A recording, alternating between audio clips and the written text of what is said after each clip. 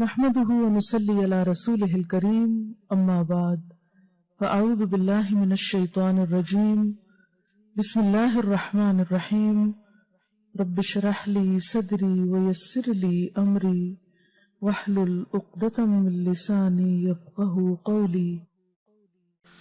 اور حضرت صوبان سے مروی ہے رسول اللہ صلی اللہ علیہ وسلم نے فرمایا قدر اور قضا کو کوئی چیز رد نہیں کر سکتی سوائے دعا کے، یعنی تقدیر، دعا سے تقدیر کا علاج بھی ہو جاتا ہے۔ اور کوئی چیز عمر کو نہیں بڑھا سکتی سوائے نیکی کے، نیکی سے عمر بڑھتی ہے دو طرح، ایک تو سال اور مہینے بڑھ سکتے ہیں، اور دوسرے وقت میں برکت، کم عمر میں بھی تھوڑے وقت میں بھی بہت کچھ آپ کر جاتے ہیں جو دوسرے لمبی لمبی زندگی پا کے بھی نہیں کر پاتے، کیونکہ ایک نیکی دوسری نیکی کا دروازہ کھولتی جاتی ہے۔ آدمی گناہوں کی وجہ سے رزق اور روزی سے محروم ہو جاتا ہے، اور رزق اور روزی میں اضافے کا نسخہ کیا ہے؟ کون سی دعا ہے خاص طور پر؟ استغفار۔ سورۃ نوح میں آتا ہے نا فَقُلْتُ اسْتَغْفِرُوا رَبَّكُمْ إِنَّهُ كَانَ غَفَّارًا يُرْسِلِ السَّمَاءَ عَلَيْكُمْ مِدْرَارًا۔ تو بارشیں برسے تو کیا ہوتا ہے پھر؟ خوب رزق میں اضافہ ہوتا ہے، زیادہ چیزیں اگتی ہیں، زیادہ رسیلی ہوتی ہیں، زیادہ فائدہ مند ہوتی ہیں۔ تو یہ کس کی برکت سے ہوتا ہے؟ استغفار۔ کس نے کہا یہ؟ اللہ تعالیٰ نے۔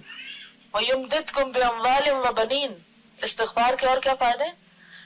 مال اور بیٹے۔ وَيَجْعَلْ لَكُمْ أَنْهَارًا، نہریں اور دریا بہنے لگتے ہیں۔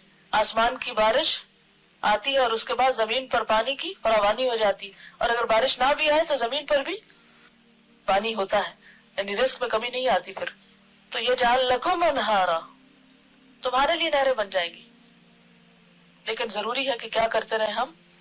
استغفار، استغفار نہیں، استغفار۔ اب استغفر اللہ نہیں پڑھنا، استغفر اللہ پڑھتے ہیں، نام اس کا استغفار ہے۔ آدمی گناہوں کی وجہ سے رزق اور روزی سے محروم ہو جاتا ہے، نعمتوں سے محرومی ہو جاتی ہے۔ گناہ روزی کو تباہ کر دیتا ہے، گناہ روزی کو تباہ کر دیتا ہے۔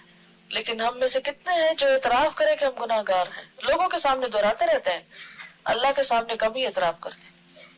تو سچے دل سے استغفار کیجئے۔ جزاکم اللہ خیرا۔